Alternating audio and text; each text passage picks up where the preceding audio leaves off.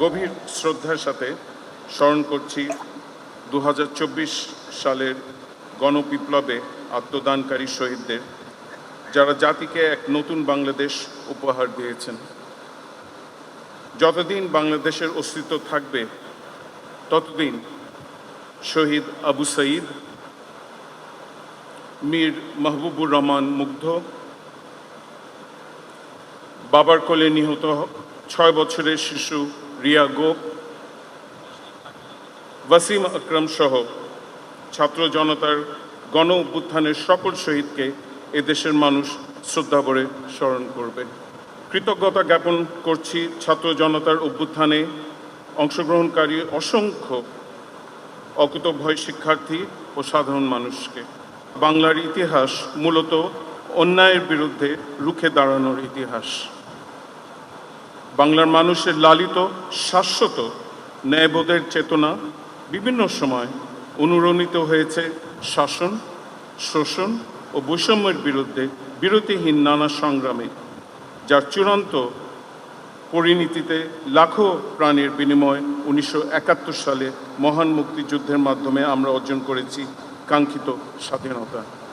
আমি বিশ্বাস করি আইনের শাসন প্রতিষ্ঠার মাধ্যমে বৈষম্যহীন সমাজ বিনির্মাণের জন্য যে কঠিন বিচার বিভাগীয় দায়িত্ব ছাত্র জনতার এই বিপ্লবের কারণে আমার উপর অর্পিত হয়েছে, সেই দায়িত্ব সততা, দক্ষতা ও নিষ্ঠার সাথে পালন করার ক্ষেত্রে সবচেয়ে গুরুত্বপূর্ণ অনুষঙ্গ আপনারা। বিগত বছরগুলোতে বিচার বিভাগের উপর নগ্ন হস্তক্ষেপ করা হয়েছে। ন্যায় বিচারের মূল্যবোধকে বিনষ্ট ও বিকৃত করা হয়েছে। সততা, বঞ্চনা, নিপীড়ন ও নির্যাতনের হাতিয়ার হিসাবে বিচার বিভাগকে ব্যবহারের চেষ্টা করা হয়েছে। এতে বিচার বিভাগের উপর মানুষের আস্থার সংকট তৈরি হয়েছে। অথচ বিচার বিভাগের সবচেয়ে বড় শক্তির জায়গা হচ্ছে মানুষের আস্থা ও বিশ্বাস। তাই নতুন এই বাংলাদেশে আমরা এমন একটি বিচার বিভাগ গড়তে চাই যেটি বিচার বিভাগ এবং সততা ও অধিকার বোধের নিশ্চয়তার একটি নিরাপদ দুর্গে পরিণত হবে। কোনো সন্দেহ নেই যে বিদ্যমান সমস্যাগুলোর মধ্যে প্রধান সমস্যা হচ্ছে নির্বাহী বিভাগ থেকে বিচার বিভাগ কার্যকর রূপে পৃথক না হওয়া।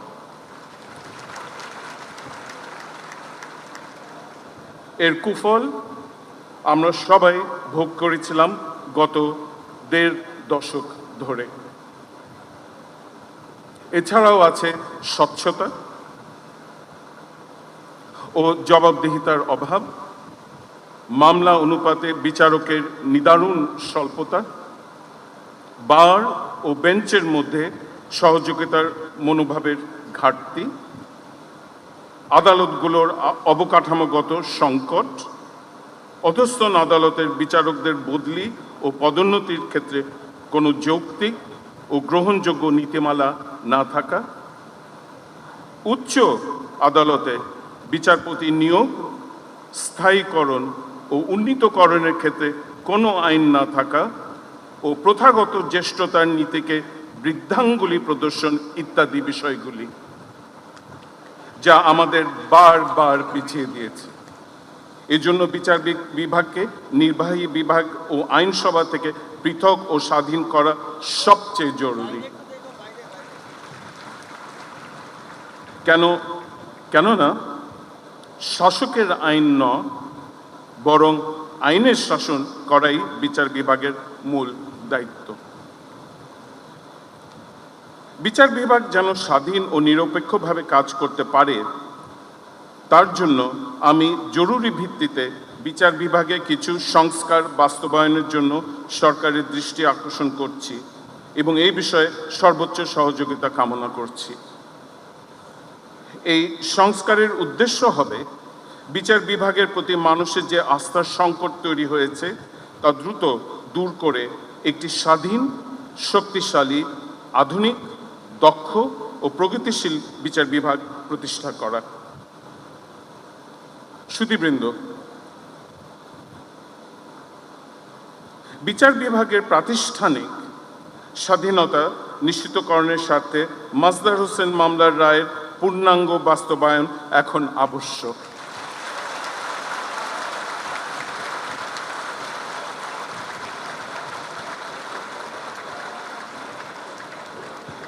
বাংলাদেশের সংবিধানের ১১৬ অনুচ্ছেদে অধস্তন আদালতের বিচারকগণ বিচার কার্য পালনের ক্ষেত্রে স্বাধীন থাকবেন মর্মে উল্লেখ রয়েছে, কিন্তু বিচারকদের প্রকৃত স্বাধীনতা ততদিন পর্যন্ত নিশ্চিত হবে না যতদিন না বিচার বিভাগে দীর্ঘদিন ধরে বিরাজমান দ্বৈত শাসন ব্যবস্থা অর্থাৎ সুপ্রিম কোর্ট ও আইন মন্ত্রণালয়ের যৌথ এখতিয়ার সম্পূর্ণরূপে বিলোপ করে জরুরি ভিত্তিতে বাংলাদেশ সুপ্রিম কোর্টের অধীনে পৃথক সচিবালয় প্রতিষ্ঠা করা হবে।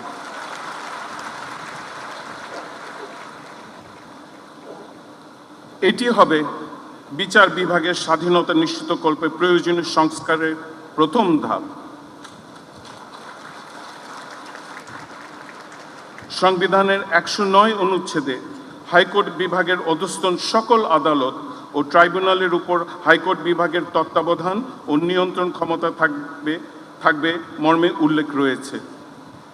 এই অনুচ্ছেদের বুনিয়াদে সংবিধানে কোনো সংশোধন না করেই শুধুমাত্র রুলস অফ বিজনেস এবং বিচারকদের নিয়োগ, কর্মস্থল নির্ধারণ, পদোন্নতি, বরখাস্তকরণ, শৃঙ্খলা বিধান ইত্যাদি সংক্রান্ত রাষ্ট্রপতি কর্তৃক প্রণীত যে সকল বিধিমালা প্রচলিত রয়েছে সেগুলোতে প্রদত্ত উপযুক্ত কর্তৃপক্ষের সংজ্ঞায় পরিবর্তন এনে সেখানে সুপ্রিম কোর্ট সচিবালয়ের সচিবকে অন্তর্ভুক্ত করলেই সুপ্রিম কোর্ট সচিবালয় তথা বিচার বিভাগীয় সচিবালয় প্রতিষ্ঠার পথে আইনগত কোনো বাধা থাকবে না। এছাড়াও জেলা আদালত সমূহের বাজেট বরাদ্দের বিষয়টিও তখন বিচার বিভাগীয় সচিবালয় হতেই নিশ্চিত করা হবে। বাংলাদেশের নির্বাচন কমিশন সচিবালয় এবং জাতীয় সংসদ সচিবালয় এর ন্যায় বিচার বিভাগের জন্য পৃথক সচিবালয় প্রতিষ্ঠার জন্য পরিপূর্ণ প্রস্তাব প্রস্তুতক্রমে আমরা শীঘ্রই আইন মন্ত্রণালয়ে প্রেরণ করব।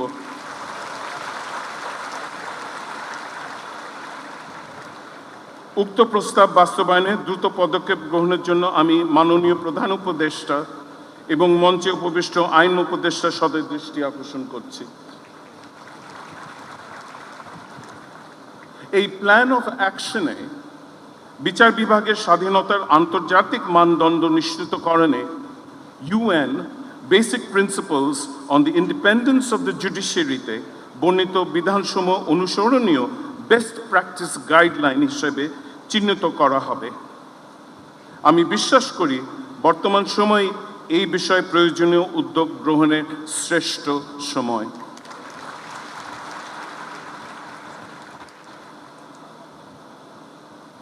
প্রিয় বিচারকবৃন্দ, বিচার বিভাগীয় সচিবালয় প্রতিষ্ঠার পর বিচার বিভাগে গুণগত পরিবর্তন আনয়নে আমার অন্যতম কাজ হবে বিচারকগণের যোগ্যতার ভিত্তিতে পদায়ন নিশ্চিত করা।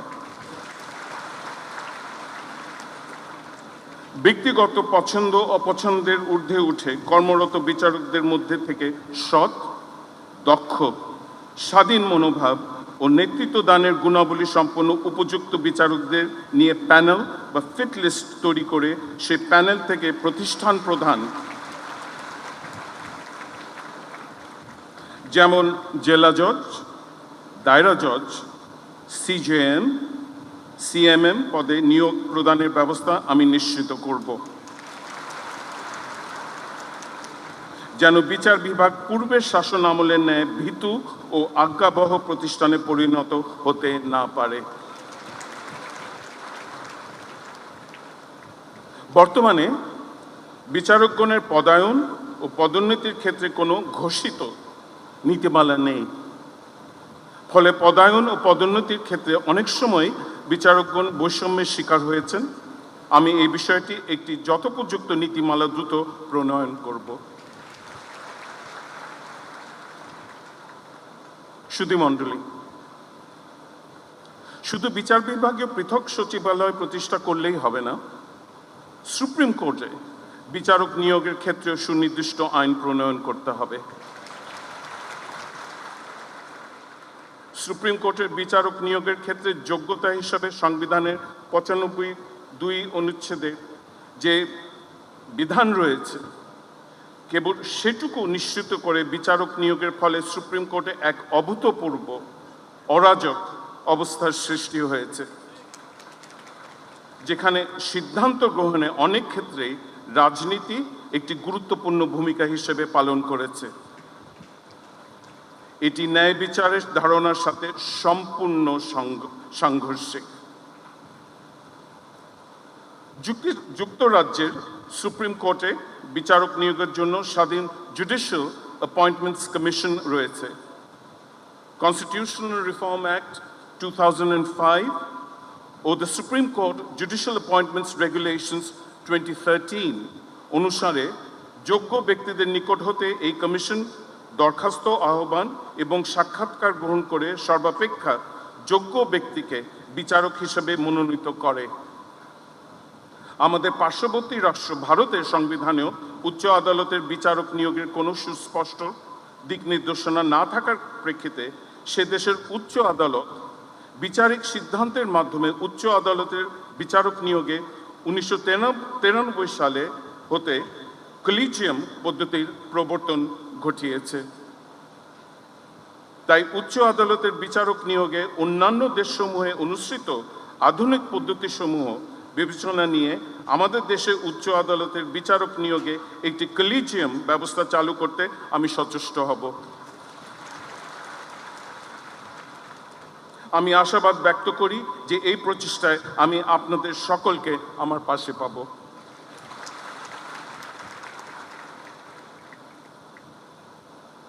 প্রিয় বিচারকবৃন্দ ও উপস্থিত সুধীবৃন্দ, স্বাধীন বিচার বিভাগের অন্যতম শর্ত হচ্ছে বিচার বিভাগের আর্থিক স্বাধীনতা নিশ্চিতকরণ। এই উদ্দেশ্যে সুপ্রিম কোর্টের অধীনে জেলা আদালতসমূহের জন্য সরকারকে স্বতন্ত্র বাজেট বরাদ্দ করতে হবে।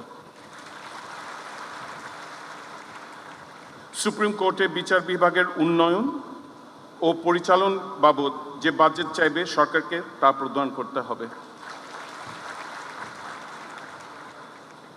মাজদার হোসেন মামলায় প্রদত্ত 12 দফার নির্দেশনার মধ্যে 6 নম্বর দফায় জুডিশিয়াল পে কমিশন প্রতিষ্ঠার কথা বলা হয়েছে। সেই নির্দেশনার আলোকে ইতিমধ্যে Bangladesh judicial service pay commission বিধিমালা 2007 প্রণীত হয়েছে। উক্ত বিধিমালার 4(3) বিধিতে উল্লেখ করা হয়েছে যে পে কমিশন প্রতি 5 বছর অন্তর দেশের সামগ্রিক আর্থসামাজিক অবস্থা ও অন্য সার্ভিসের বেতন কাঠামোর সাথে সামঞ্জস্য রেখে সার্ভিসের সদস্যদের বেতন ভাতা ও অন্যান্য সুযোগ সুবিধা পর্যালোচনাপূর্বক সুপারিশ প্রণয়ন এবং উভয় সরকারের নিকট পেশ করবে। দুঃখজনক হলেও সত্য যে মাজদার হোসেন মামলার নির্দেশনার আলোকে এই পর্যন্ত মাত্র 2 বার জুডিশিয়াল সার্ভিস পে কমিশন গঠিত হয়েছিল। আরও দুঃখজনক বিষয় হচ্ছে উভয় পে কমিশনের প্রতিবেদনে মাজদার হোসেন মামলার 6 নম্বর দফার নির্দেশনার শেষ line, "The pay etc. of the judicial service shall follow the recommendations of the commission" উদ্ধৃত করে উল্লেখ করা হয়েছে যে কমিশনের সুপারিশ বাস্তবায়নের আইনগত বাধ্যবাধকতা রয়েছে। অথচ এরপরেও কমিশনের সুপারিশ সরকার পুরোপুরিভাবে বাস্তবায়ন করেনি।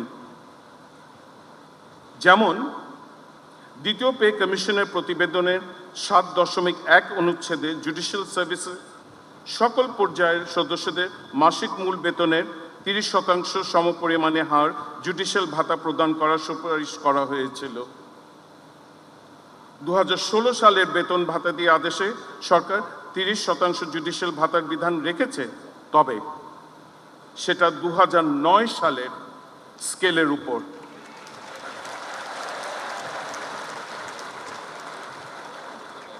যা পে কমিশনের সুপারিশের সুস্পষ্ট লঙ্ঘন।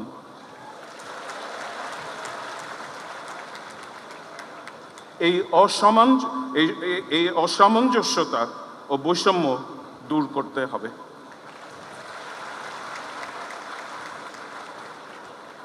সুধীবৃন্দ, বিচার বিভাগের অর্থপূর্ণ স্বাধীনতার জন্য আদালত ও বিচার বিভাগীয় কর্মকর্তা কর্মচারী এবং সহায়ক কর্মকর্তা ও কর্মচারীর পদ সৃজনে সুপ্রিম কোর্টের সম্পূর্ণ স্বাধীনতা থাকা অত্যন্ত প্রয়োজন। এক্ষেত্রে সরকার তথা জনপ্রশাসন মন্ত্রণালয় ও অর্থ মন্ত্রণালয় সহ অন্যান্য মন্ত্রণালয় সম্পৃক্ততার যৌক্তিক কারণেই থাকবে, তবে তারা কেউ পদ সৃজনে অযৌক্তিক আপত্তি প্রদান করতে পারবে না। এ বিষয়ে উল্লেখ্য যে ইতিপূর্বে আইন মন্ত্রণালয় থেকে বিচারকের পদ সৃষ্টির প্রস্তাব জনপ্রশাসন ও অর্থ মন্ত্রণালয়ে প্রেরণ করা হলেও উক্ত মন্ত্রণালয়সমূহ বিভিন্নভাবে আদালত ও পদ সৃষ্টির কাজে অযৌক্তিক বাধা প্রদান করেছে। এই সংস্কৃতি থেকে আমাদেরকে বেরিয়ে আসতে হবে। অন্যদিকে আদালতের সহায়ক কর্মকর্তা কর্মচারী নিয়োগে স্বচ্ছতা ও জবাবদিহিতা বজায় রাখার জন্য জুডিশিয়াল সার্ভিস কমিশনের মাধ্যমে যেন তাদের নিয়োগ প্রদান করা হয়, সেই জন্য প্রচলিত আইন ও বিধি সংশোধনের উদ্যোগ গ্রহণ করা আবশ্যক।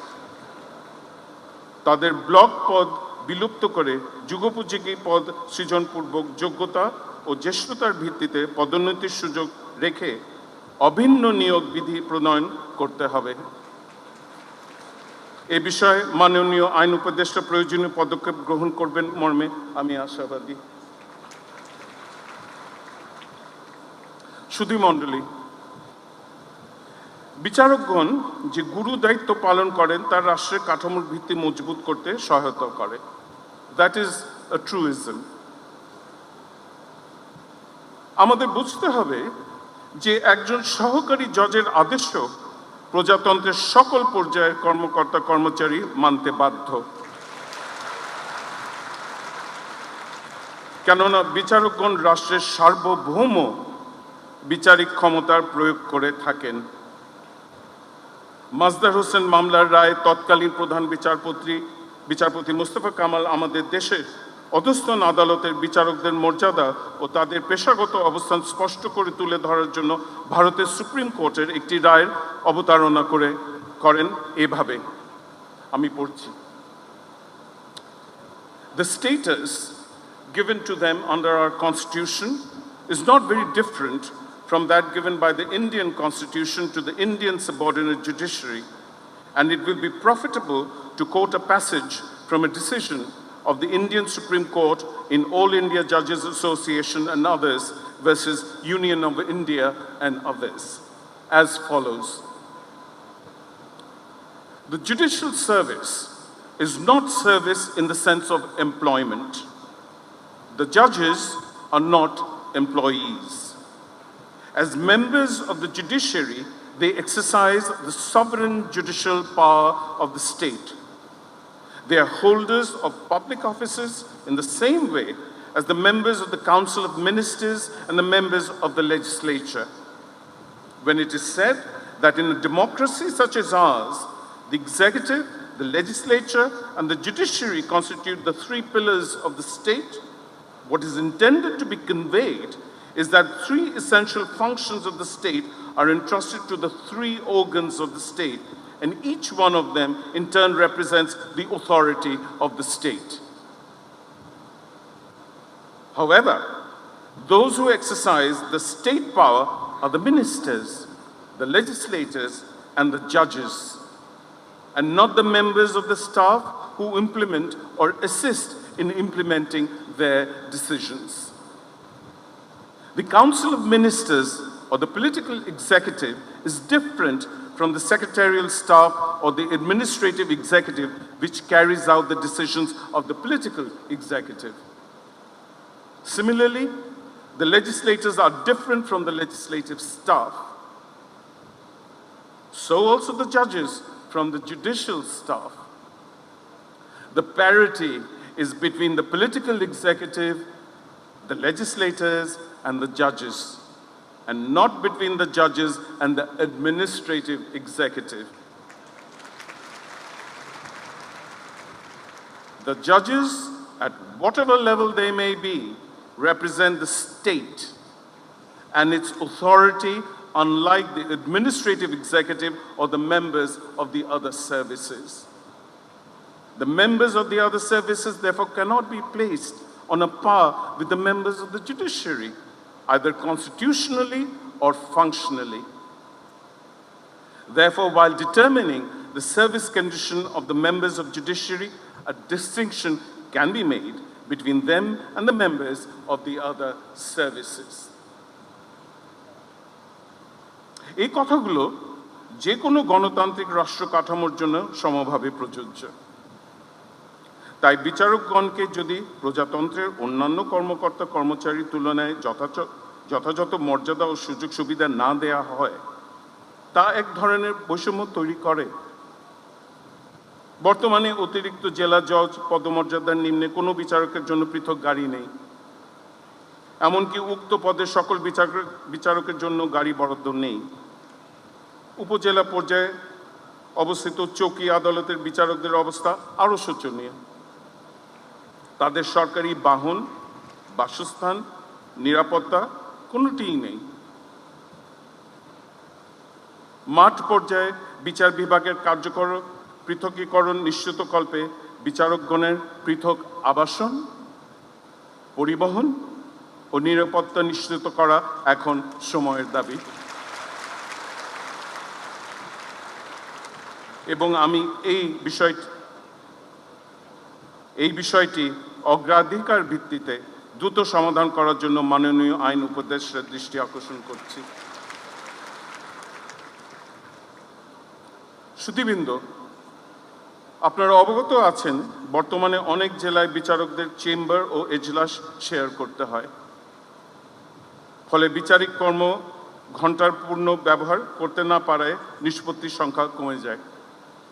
তাই বিচারকদের বিদ্যমান এজলাস ও চেম্বার সংকট নিরসনে যেসব জেলায় এখনও সিজিএম বিল্ডিং নির্মাণ করা হয়নি, সেসব জেলায় দ্রুত কাজ শেষ করার জন্য প্রয়োজনীয় অর্থ বরাদ্দ প্রদান, মেট্রোপলিটন এলাকায় পৃথক সিএমএম ও মহানগর দায়রা জজ আদালত ভবন নির্মাণ এবং উপজেলা পর্যায়ে চৌকি আদালতের ভবন নির্মাণ ও সংস্কারের উদ্যোগ নেওয়ার জন্য আমি সরকারের প্রতি উদাত্ত আহ্বান জানাচ্ছি।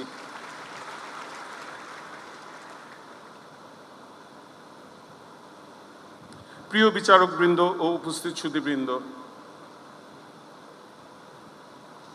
মামলা জট বিচার বিভাগের একটি বড় সমস্যা হিসেবে সব আমলেই চিহ্নিত হয়ে এসেছে। বর্তমানে সারা দেশে প্রায় ৪২ লাখ মামলা বিচার নিষ্পত্তির জন্য অপেক্ষমান আছে। মামলা জট নিয়ে সুধী মহলে অনেক ক্ষোভ রয়েছে, তবে এটি মুদ্রার একটি পিঠ। মুদ্রার অন্য পিঠটা কখনো খুব বেশি আলোচনায় আসে না। মুদ্রার অন্য পিঠে আছে স্বল্প সংখ্যক লোকবল, এজলাস সংকট তথা অবকাঠামোগত অসুবিধা সহ বিভিন্ন প্রতিকূলতা। কিন্তু এর মধ্যেও মাত্র ২,০০০ বিচারক কর্তৃক এক বছর গড়ে ১০ লাখের বেশি মামলা নিষ্পত্তি হচ্ছে।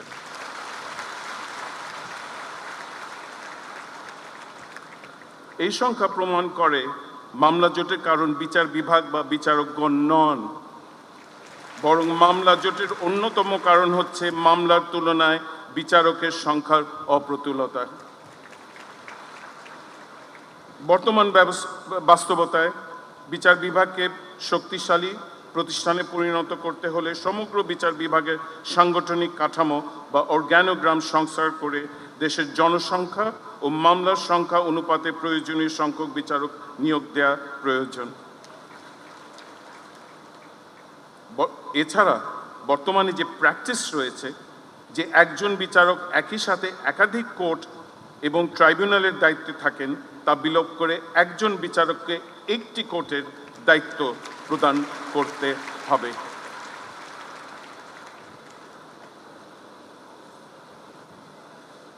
এই জন্য আইনে প্রয়োজনীয় সংশোধন আনতে হবে। এছাড়া দেওয়ানি ও ফৌজদারি এখতিয়ার অনুসারে পৃথক আদালত স্থাপন করা প্রয়োজন। যুগ্ম জেলা জজ হতে জেলা জজ পর্যন্ত আদালতে এই সংস্কার আনতে হবে। এসব কিছুর জন্য সিভিল কোর্টস অ্যাক্ট পরিবর্তন আনা যায় এবং আনতে হবে। সংস্কার প্রক্রিয়ার শুরুতে এখন অধ্যাদেশ জারির মাধ্যমে এটা করা সম্ভব বলে আমি মনে করি। এসব বিষয়ে আমি অন্তর্বর্তীকালীন সরকারের সক্রিয় সহযোগিতা কামনা করছি। এসব সংস্কারের পাশাপাশি সহকারী জজ ও সিনিয়র সহকারী জজদের জন্য দ্রুত স্টেনোটাইপিস্ট ও স্টেনোগ্রাফার পদে দক্ষ জনবল নিয়োগ এবং যে সকল যুগ্ম জেলা ও দায়রা জজ কোর্টে স্টাফ স্টেনোটাইপিস্ট ও স্টেনোগ্রাফার নেই, সেই সকল কোর্টে দ্রুত জনবল নিয়োগের জন্য প্রয়োজনীয় উদ্যোগে গ্রহণের নিমিত্ত আমি মাননীয় উপদেষ্টার দৃষ্টি আকর্ষণ করছি। শুধু মণ্ডলী, মামলা নিষ্পত্তিতে দীর্ঘসূত্রিতা বিচার প্রার্থীদের দীর্ঘশ্বাসের কারণ। বিচার ব্যবস্থাকে এমনভাবে ঢেলে সাজাতে হবে যেন বিচার প্রার্থীদের সময় ও খরচ উল্লেখযোগ্য হারে কমে এবং আদালত প্রাঙ্গণে তাদের বারবার না আসতে হয়। তবে এই বিষয়টি বিচারকের একার উপর নির্ভর করে না। এজন্য বারের সহযোগিতা একান্ত কাম্য। আইনজীবীদের পেশাগত দক্ষতা বাড়াতে হবে। একটি সমৃদ্ধ বার সমৃদ্ধ বিচার ব্যবস্থা তৈরিতে সহায়ক ভূমিকা পালন করে। এক্ষেত্রে বাংলাদেশ বার কাউন্সিলকে অগ্রণী ভূমিকা পালন করতে হবে। এখানে বার কাউন্সিলের সম্মানিত চেয়ারম্যান, বাংলাদেশের বিজ্ঞ অ্যাটর্নি জেনারেল উপস্থিত আছেন। আমি এই বিষয়ে প্রয়োজনীয় উদ্যোগ গ্রহণের জন্য তার দৃষ্টি আকর্ষণ করছি। অন্যদিকে ফৌজদারি মামলার তদন্ত কাজ যেন দীর্ঘদিন ঝুলে না থাকে, পুলিশকে সে ব্যাপারে আন্তরিক হতে হবে। আমরা দেখেছি চাঞ্চল্যকর সাগররুনি হত্যাকাণ্ডের তদন্ত রিপোর্ট প্রদানের জন্য ইতিমধ্যে 111 বার সময় নেওয়া হয়েছে। এটা কিছুতেই কাম্য হতে পারে না। তদন্ত কাজেই যদি একাধিক বছর সময় লেগে যায়, সে মামলার বিচার কাজ পরিচালনা অনেক কঠিন হয়ে পড়ে, কেননা সময়ের আবর্তে মামলার অনেক সাক্ষী ও সাক্ষ্য হারিয়ে যায়। এর পাশাপাশি আরেকটি বিষয়ে আমি সকলের দৃষ্টি আকর্ষণ করতে চাই। বিচার কাজে তথ্য প্রযুক্তির ব্যবহার বিচারের গতি ও মানকে অনেক উন্নত করতে পারে। সরকারের অন্যান্য অনেক বিভাগে ইতিমধ্যে দাপ্তরিক কাজকর্ম ডিজিটাল পদ্ধতিতে করা হচ্ছে। এক্ষেত্রে বিচার বিভাগের পিছিয়ে থাকা সমীচীন নয়। বিচার বিভাগকে ডিজিটাইজ করার জন্য দ্রুত ই-জুডিশিয়ারি প্রকল্প বাস্তবায়ন করতে হবে। আমরা সেই 2015 সাল হতে ই-জুডিশিয়ারি প্রকল্পের কথা শুনে আসছি, কিন্তু এই বিষয়ে নিয়মিত বিরতিতে কিছু আমলাতান্ত্রিক আশ্বাস প্রদান ব্যতী রেখে ই-জুডিশিয়ারি বাস্তবায়নে কোনো আন্তরিক প্রচেষ্টা বা কার্যকর উদ্যোগ কখনোই দৃশ্যমান হয়নি। 2024 সালের জুন মাসের মধ্যে দেশের 1,500 এজলাসকে ডিজিটাল এজলাসে রূপান্তরিত করার কথা ছিল। আজ অবধি তা বাস্তবায়ন হয়নি। বিশেষ করে সাক্ষ্য আইন সংশোধনের পরে বর্তমানে অডিও ভিজুয়াল সাক্ষ্য গ্রহণে আর কোনো আইনগত বাধা নেই, কিন্তু ই-জুডিশিয়ারি প্রকল্প বাস্তবায়িত না হওয়ার কারণে দেশের বিচার ব্যবস্থায় ভার্চুয়াল পদ্ধতির প্রয়োগ ঘটানো সম্ভব হচ্ছে না। তাই এই বিষয়ে প্রয়োজনীয় অর্থ বরাদ্দ সহ কার্যকর পদক্ষেপ গ্রহণের জন্য আমি সরকারকে বিশেষভাবে অনুরোধ করছি। সুধীবৃন্দ, অল্টারনেটিভ ডিসপিউট রেজলিউশন বা এডিআর পদ্ধতি প্রয়োগের মাধ্যমে দ্রুত মামলা নিষ্পত্তির লক্ষ্যে 2003 সালে দেওয়ানি কার্যবিধিতে প্রয়োজনীয় সংশোধনী আনা হয়েছিল। এছাড়া সারা দেশে লিগ্যাল এইড অফিসারগণ প্রি কেস ও পোস্ট কেস মিডিয়েশনের মাধ্যমে অনেক বিরোধ নিষ্পত্তি করেছেন। এছাড়া লিগ্যাল এইড অফিসারগণের কার্যক্রমকে বিচারিক কার্যক্রম হিসেবে গণ্য করার বিধান করা হয়েছে।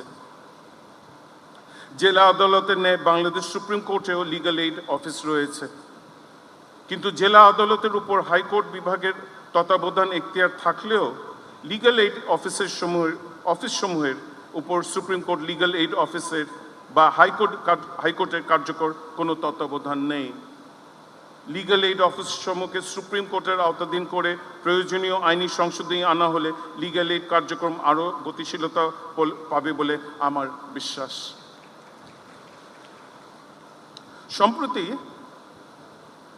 দেশে আদালত সমূহে উপস্থিত আসামি পক্ষে কোনো আইনজীবী না থাকার বিষয়টি আমার দৃষ্টিগোচর হলে বাংলাদেশ সুপ্রিম কোর্ট হতে এই বিষয়ে আমি একটি সার্কুলার জারি করার নির্দেশ প্রদান করি।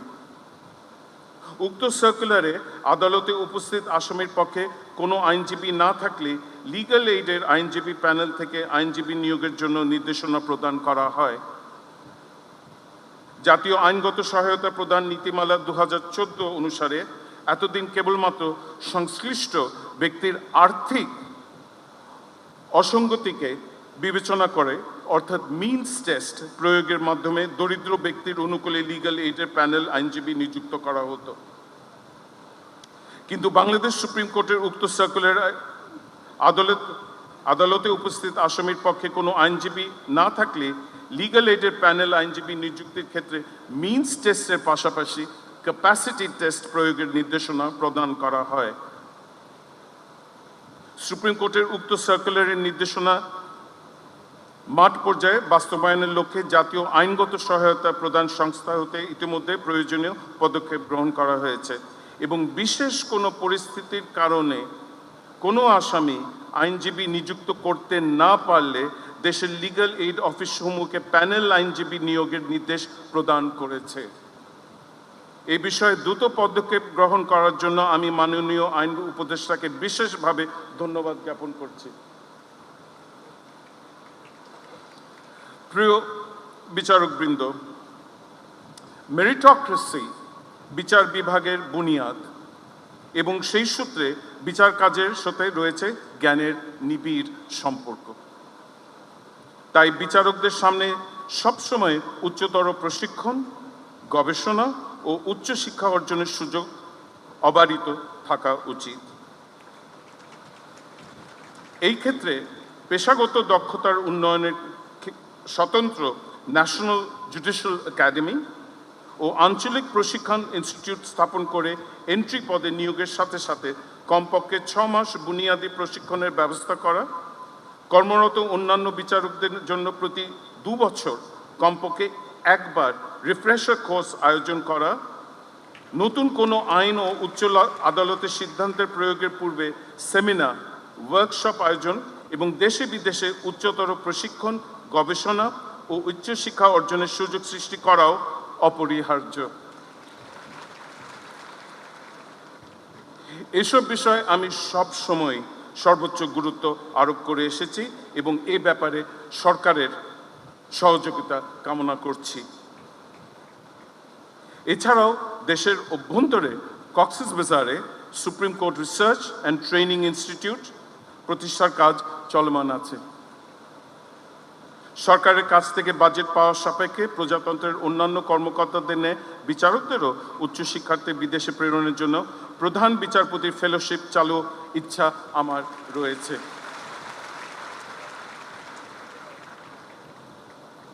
সাম্প্রতিককালে বাংলাদেশ জুডিশিয়াল সার্ভিসে যে ট্যালেন্ট পুল ও মেরিটোক্রেসির সূচনা ঘটেছে, এই ফেলোশিপ হবে তারই স্বীকৃতি স্বরূপ। প্রিয় বিচারকবৃন্দ ও উপস্থিত সুধীমণ্ডলী, এখন একটু ভিন্ন প্রসঙ্গে আসা যাক। বিচারকদের জবাবদিহিতা নিশ্চিত করা ও বিচার বিভাগের দুর্নীতি বন্ধ করতে আমি বদ্ধপরিকর।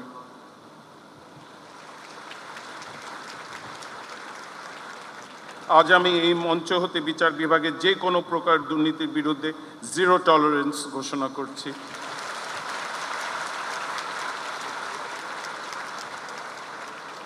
আমাদের মনে রাখতে হবে, ব্যক্তি পর্যায়ে একজন বিচারকের দুর্নীতি সমগ্র বিচার বিভাগের উপরেই কালিমা লেপন করে। এমনকি আদালতের একজন সহায়ক কর্মচারী কিংবা আইনজীবী সহকারীও যদি দুর্নীতি করেন, সাধারণ জনগণ সাদা চোখে সেটিকে বিচার বিভাগের অবক্ষয় হিসেবেই গণ্য করে। তাই বিচারাঙ্গনে হতে যে কোনো প্রকার দুর্নীতি বিলোপ করতে হবে। যদি দুর্নীতি প্রতিরোধে এবং দুর্নীতির বিরুদ্ধে ব্যবস্থা গ্রহণ করতে কোনো প্রতিষ্ঠান প্রধান তথা জেলা জজ কিংবা চিফ জুডিশিয়াল ম্যাজিস্ট্রেট বা দায়িত্বপ্রাপ্ত বিচারক ব্যর্থ হন, তবে সেটিকে তার পেশাগত অযোগ্যতা হিসেবে বিবেচনা করা হবে।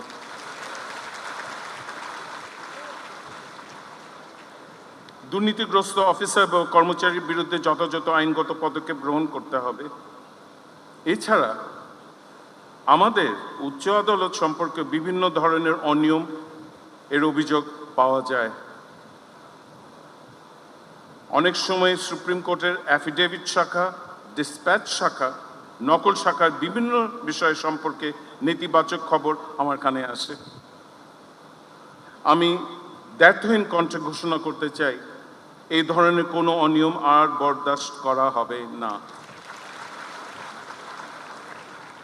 ইতিমধ্যে আমি সুপ্রিম কোর্টের উন্নত সেবা প্রদান ও অনিয়ম দূরীকরণে 12 দফা নির্দেশনা প্রদান করেছি, যার বাস্তবায়ন অত্যন্ত কঠোরভাবে মনিটর করা হবে। সুধীবৃন্দ,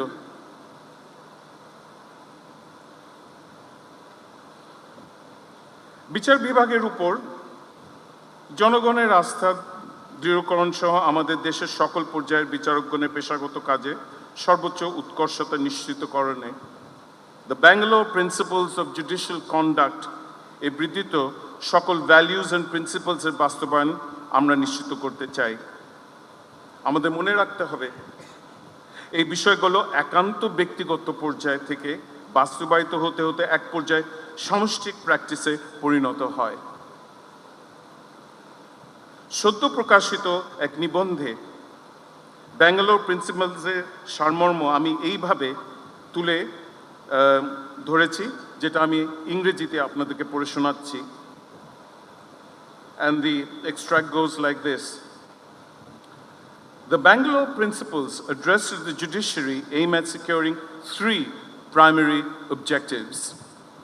1, providing a framework for ethical judicial conduct. 2, assisting the executive, the legislature, lawyers, and the public in better understanding and aiding the judiciary. And 3, ensuring judges' accountability to independent and impartial institutions. Predicated on these objectives, the core values of the judiciary being independence, impartiality, integrity, propriety, equality, and competence and diligence emerge as the 6 core Bangalore principles supplemented by extensive implementation mechanisms. আমাদের মনে রাখতে হবে, জনগণের করের টাকায় রাষ্ট্র পরিচালিত হয় এবং জনগণই রাষ্ট্রের সকল ক্ষমতার উৎস। বিচার বিভাগের দায়িত্ব হচ্ছে কোনো নির্দিষ্ট আইডিওলজি দ্বারা প্রভাবিত না হয়ে সম্পূর্ণরূপে নিরপেক্ষভাবে আইন অনুসারে জনগণের নিজেদের মধ্যকার বিরোধ এবং জনগণ ও রাষ্ট্রের মধ্যকার বিরোধ মীমাংসা করা অথবা রাষ্ট্রের শৃঙ্খলা রক্ষার স্বার্থে সাক্ষ্য প্রমাণের ভিত্তিতে অপরাধীকে শাস্তি প্রদান করা। বিচারিক এই প্রক্রিয়ায় বিচারক দেশের প্রচলিত আইন ও শুধুমাত্র নিজের বিবেকের কাছে দায়বদ্ধ। কোনো প্রলোভন বা পেশিশক্তির কাছে বিচারকের কোনো মাথা নত করতে পারেন না। এটাই যে সর্বজন স্বীকৃত বিচার বিভাগের কর্মের মানদণ্ড, তা UN basic principles on the independence of the judiciary দ্বারা প্রদত্ত জুডিশিয়াল ইন্ডিপেন্ডেন্সের সংজ্ঞা থেকে পরিষ্কার হয়ে যায়। সেই সংজ্ঞা বলা হয়েছে যে, and I'm reading this in its English original text, and this is the most comprehensive definition of judicial independence that is now in currency on the global plane. And it reads like this: the judiciary shall decide matters before them impartially on the basis of facts and in accordance with the law, without any restrictions, improper influences, inducements, pressures, threats, or interferences, direct or indirect, from any quarter or for any reason. অন্তর্বর্তীকালীন সরকার বিচার বিভাগে প্রয়োজনীয় সংস্কার সাধনের নিমিত্ত appeal বিভাগের সাবেক বিচারপতি শাহ আবু নাঈম মমিনুর রহমানকে প্রধান করে একটি কমিশন গঠন করেছেন। আমি এই উদ্যোগকে স্বাগত জানাই।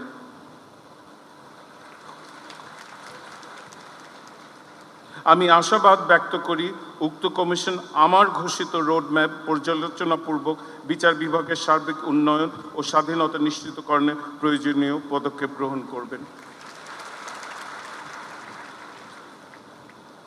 এই ক্ষেত্রে আমাদেরকে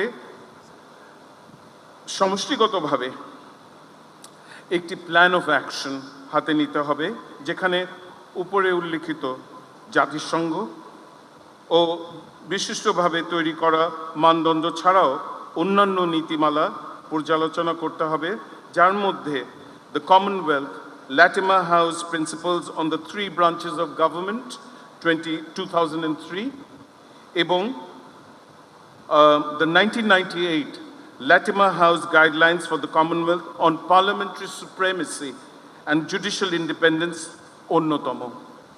The state's compulsion within a constitutional framework as ours is to ensure elasticity in inter-organ linkages